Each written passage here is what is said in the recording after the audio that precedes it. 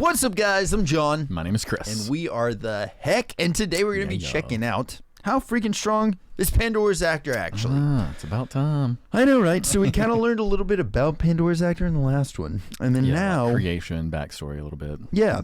And wildly enough, recently in another anime that we're watching, which is called That Time I Got Reincarnated as Slime, we got to use a little bit of our information from that into that show because doppelgangers. Yeah, when other do you get to see doppelgangers? I don't know. Right.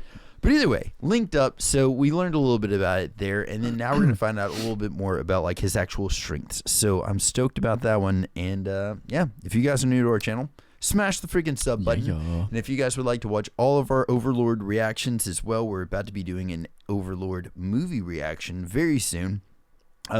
Which actually the second movie, we've already watched the first one, we're about to watch the second one, and then hopefully soon the third one after that. But either way, I'm stoked for that one. Yeah, if y'all want to check out all those, there's a link to our Patreon in the description below. But for now, let's freaking do this. Are you ready? Yeah. Boom! Yes. How strong is John? How strong? Pandora's actor, part 2.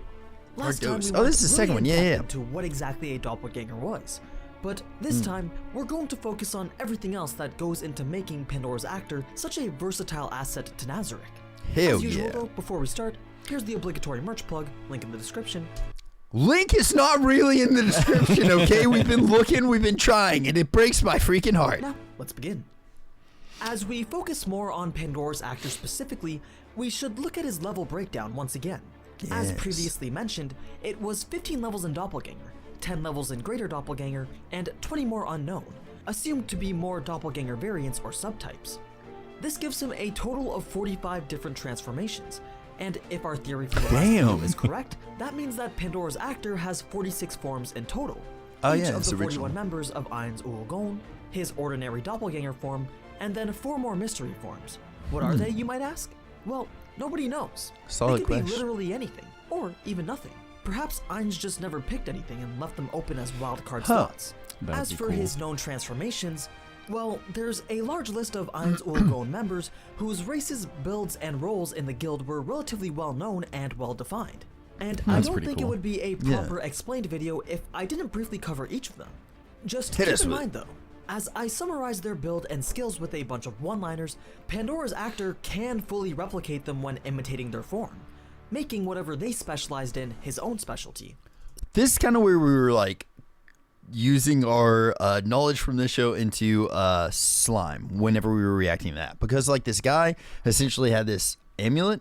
It's like a bracelet or whatever. Amulet, something. And it allowed him to create a doppelganger himself. But as we learned, Pandora's actor is not one for one exactly the same strength as who he's replicating. He's like, it's what, 20%? Yeah, he has like 8. So he's basically 80% of what they are. Now, the doppelganger in the show that we were watching was essentially like a clone of himself, just a copy of himself that was created out of nothing. So we don't really know what the actual, like, the rules of play or that are. Like if it was just like a... Yeah.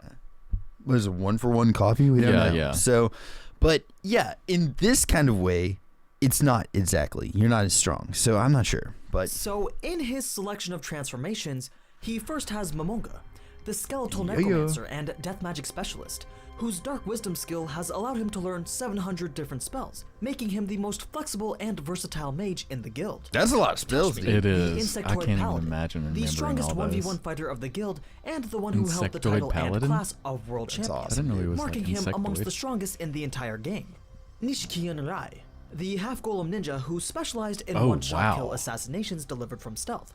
And he was adept at stealth operations and a half-golem ninja? Warrior Take Mikazuchi, the Nephilim samurai who specialized in attacks with large charge-up times that inflicted massive damage. God, can I just say, like, yeah, this is some straight up, if you're not a D&D fan, like, you like this, that's some classes made in D&D right there. You know what I mean? I love that. Samurai. Holy crap, dude. He also loved creating and customizing katanas.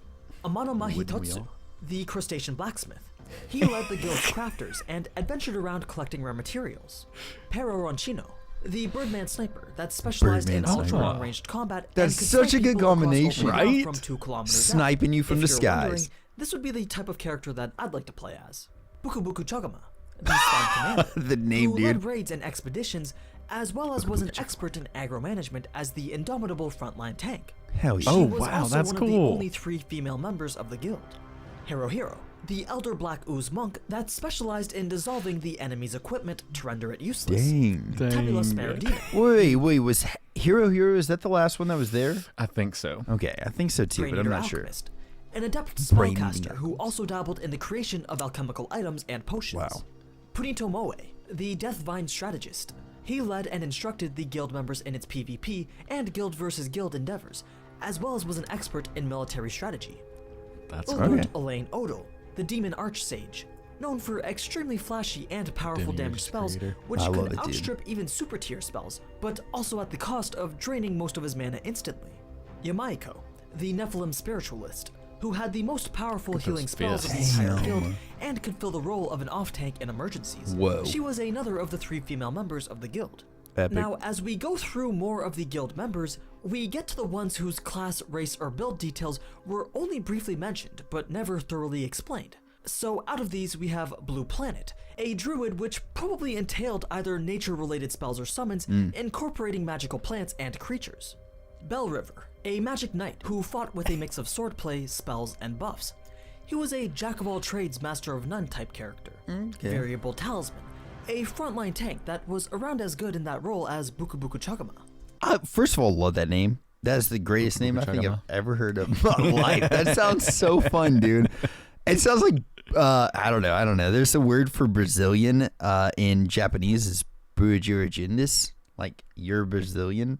You're like they're buagirigindis, I think is how they say it. So it's like really fun, rolls off the tongue, but that Yeah. even like trumps that. But as these that we don't really know a whole lot about are talked about, their actual classes are like even more simplified. They're not like a paladin something else. They're just like one thing. Frontline tank now, you know what I mean? So it seems like these characters are kind of like, oh well, we gotta come up with 41, so let's come up with, you know what I mean? Yeah. Tigris Euphrates, who was a ranger or Tigris thief of and some kind, Euphrates, so he was the skilled at rivers. reconnaissance and enjoyed adventuring. Flatfoot, an assassin who was also personally skilled in name. reconnaissance The and name, dude. anti-stealth operations, How you gonna be despite his build flat-footed not being assassin? focused around it. Nyarata, a Knew him merchant coming. and appraisal-related specialist. And finally, Nubo, a divination specialist that could detect magical surveillance and infiltrators, allowing him to spy on others So it's like and a protect scout the guild kinda. from being That's cool. spied on. The other 22 members are either only known by name or just completely unknown. The 12 that do have names are Ankara Mochimochi, Beast King Mochi Makongoa, Mochi. White Brim, Ancient One, Wish 3, Tsuratan, Temperance, Garnet, Shijuten Suzaku, Lucifer, Genjiro, and Kudoras. Genjiro, Which leaves a Kudoras. further 10 members whose names and identities have yet to be mentioned. Now knowing this information, it's a good time to highlight the connection these transformations have to his role as the area guardian of the treasury, the place where all the guild members' equipment was enshrined, marking the treasury as a domain that is highly tailored and synergistic to Pandora's actors' abilities. Being able to transform into any of the guild members, as well as being located in the room where all their equipment and weapons are stored, we could use pretty them? much marks the treasury as Pandora's actors' personal inventory. I think so, yeah. He could make use of any of the guild equipment lying around on the various statues. Whoa. As I said Damn. last video, though he can transform into the guild members and mimic their capabilities, he can't mimic the physical equipment. He can only bypass the racial and class restrictions, meaning that he needs to equip the gear himself in order to use it. So, in the event Okay. of an invasion, he'd have easy access to all the guild's most valuable and powerful items. Though if invaders did somehow manage to reach the treasury, Stabbing the swords statues in there. that stand there. Whoa, if hold on. invaders did somehow manage to reach the treasury, the What did that say? It said couldn't something tell. joke? Dude, we gotta. powerful items. Though if invaders did somehow manage How are we gonna get this, to dude? reach the treasury, Oh, haha, good joke. I Okay. think. Okay. the statues that stand there were already designed to come Damn. to life and attack any intruders that attempted to breach this area. Specifically, anyone wearing the Ring of Ain's Uogon who could just teleport in and attempt to loot it. It was assumed during their design that only intruders would not know the ring needed to be removed before entering the treasury. But, in the off chance an enemy did teleport into it and was able to destroy the statues bearing the equipment of guild members past, perhaps in that Dang. case, Pandora's actor could swoop in, transform into that respective guild member, and engage the invaders in combat with those same items. It's not like he wouldn't be proficient with these items either.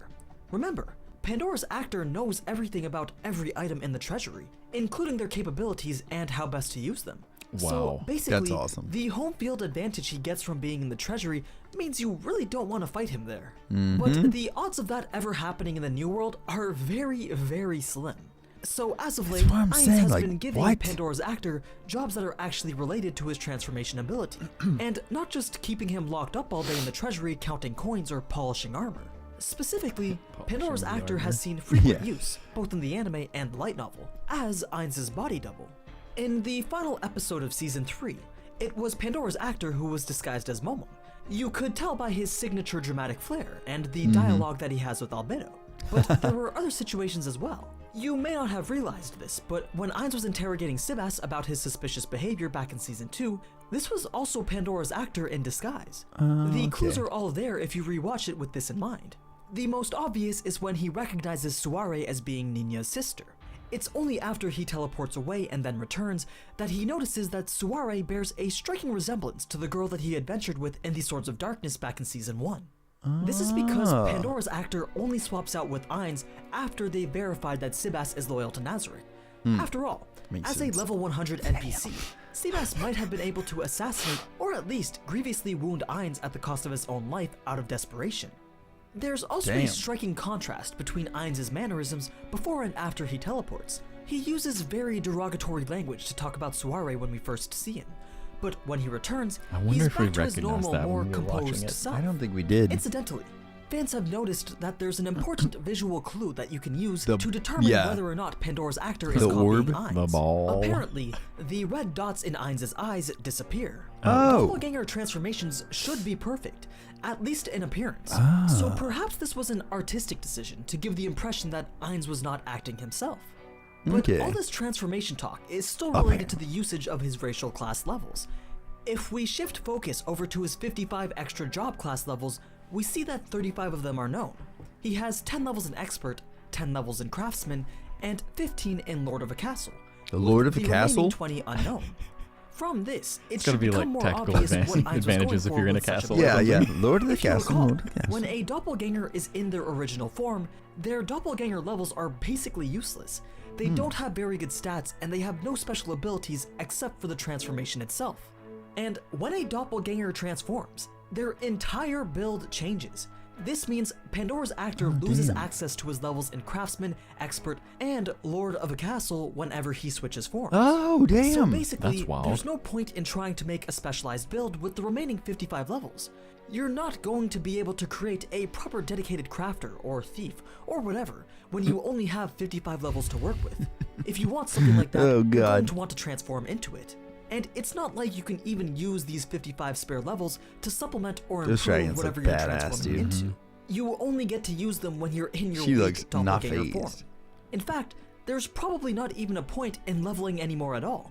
Knowing that those 55 levels are useless is partly why I think that the maximum level of your transformations depend on your overall character level. Ainz is pretty thrifty, and I don't see him throwing away some of Nazarick's limited custom NPC levels just for fun. It could very well be necessary to level up to 100 in order to mimic level 100 characters. So if you have to level something, you might as well spread things out, dip into a bunch of different things, and go for a non-combat pure utility build that would be useful when Pandora's actor isn't transformed. This was probably what Ainz had intended when choosing these job classes. Ainz is freaking Craftsman genius, being the dude. first should be self-evident. He just thinks it lets so him far create ahead. and repair equipment.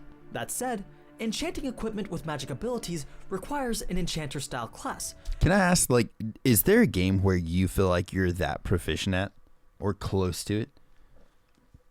Like knowing different abilities and tactics of the enemy and stuff. Probably Destiny 2, probably. I've played that. I've probably put over 3,000 hours in that game. Damn, hell yeah. Like Okay. over the course of it being out.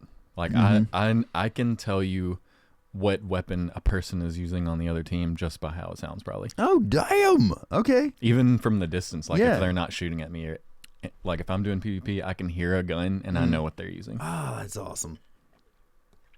Okay, I like it. Nice. That's just Let us know part of my like.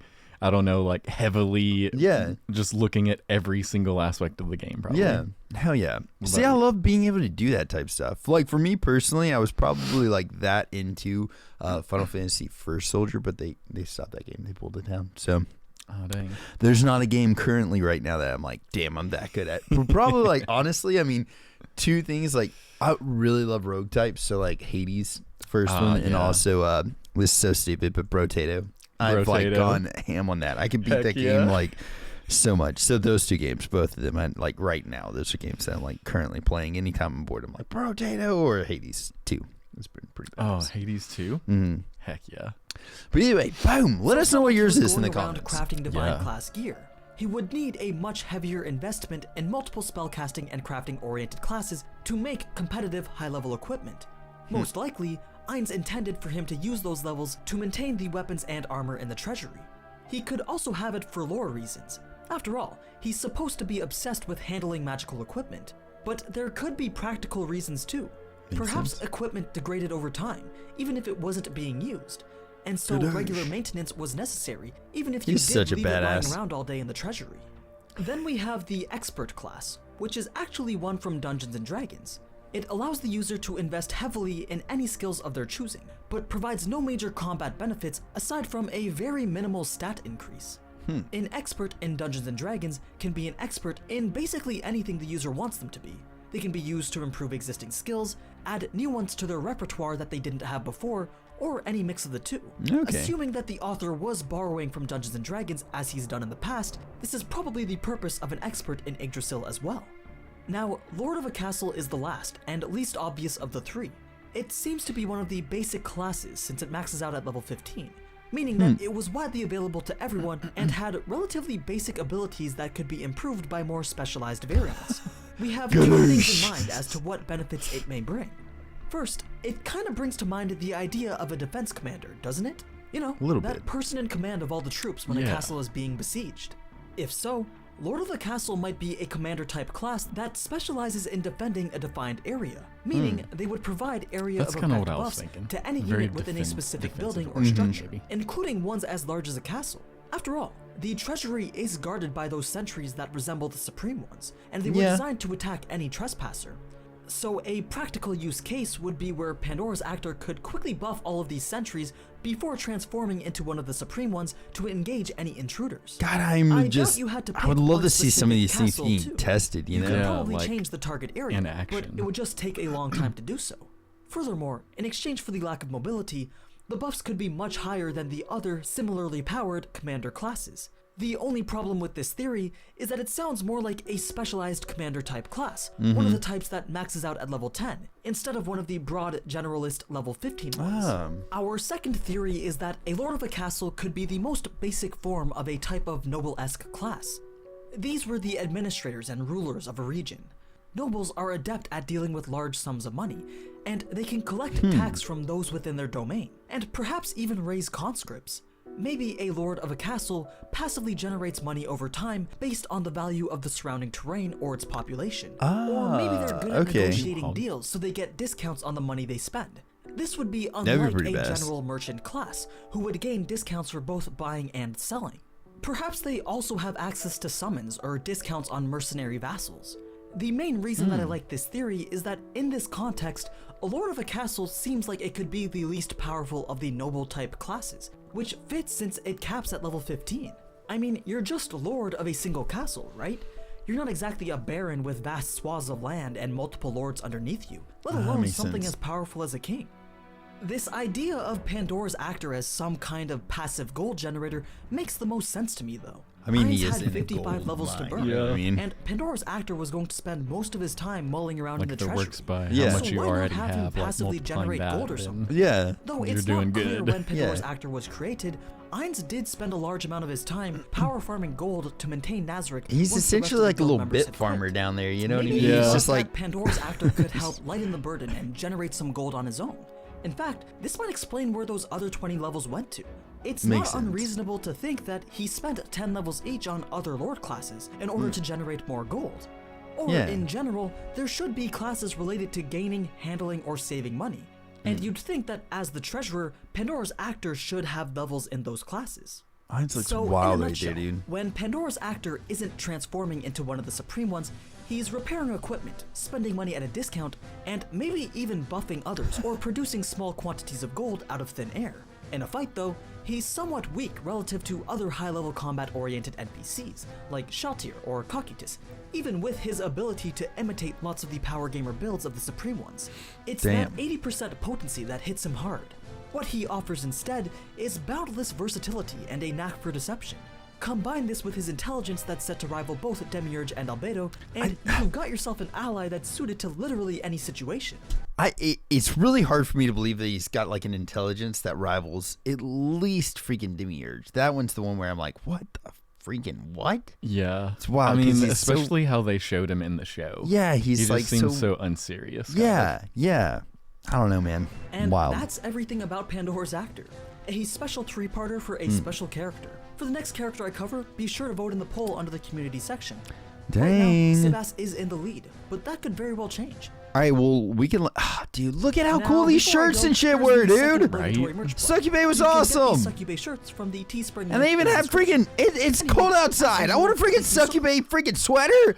Dang it! Bring them back, dude.